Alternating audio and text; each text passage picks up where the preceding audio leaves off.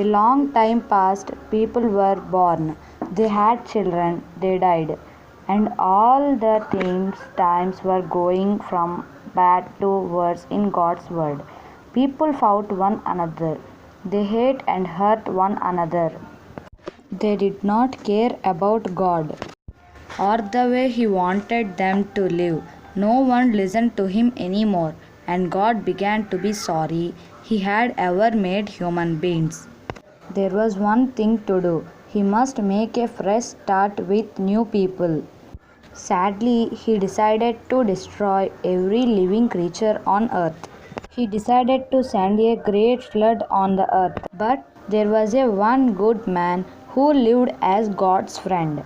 His name was Noah. God talked to Noah about the flood and explained his plan.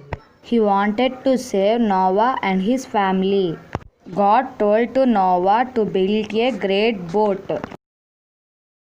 It must be big enough for Noah and his wife, their three sons, Ham, Shem, and Japheth, with their wives and two of every kind of animals and birds.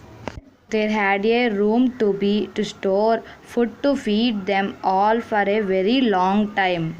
Noah listened carefully and did exactly as God said. People came to watch him work on boat. It was a long job. Every day when they asked him what he was doing, he told them what God had said about the flood. But they took no notice. They thought Noah was crazy. He must be fancy building a boat on a dry land, miles from a river or seas. Noah did not let them stop him. Got on with the work, and at last the boat was finished. Then the rain came. That day Noah and his family and all birds and animals went into the boat as God had said. And God shut the doors tight behind them. The rain came down into torrents, and it kept on raining day after day. Soon all rivers overflowed, and the water spread over the ground. It reached the boat. It swirled around, growing deeper and deeper. Then it lifted the boat, and Noah and all his family were afloat. Still the rain came, and the water rose and rose until everything was covered. Nothing survived. Not even the tops of the mountains could be seen. Noah and his family and the animals with them in the boat were the only one left alive. It was an empty, lonely world.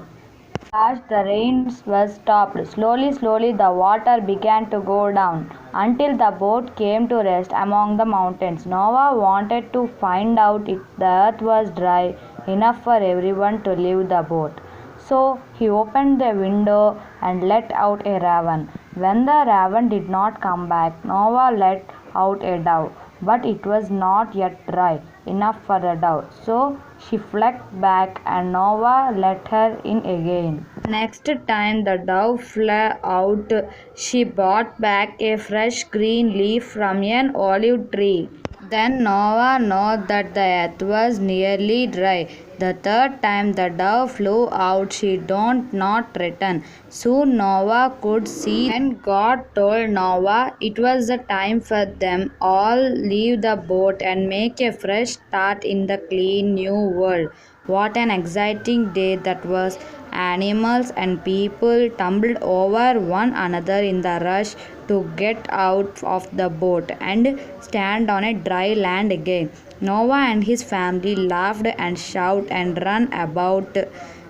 Then they thanked God for keeping them safe. They built up a heap of big stones and put wood on top to make an altar where they could roast meat as a special thank you present to God. And as the sun broke through overhead across the sky, arced a beautiful rainbow. God had promised Noah that he would never again send a flood to destroy the earth, and the rainbow was a sign for everyone to see that he would keeping the promise forever and ever.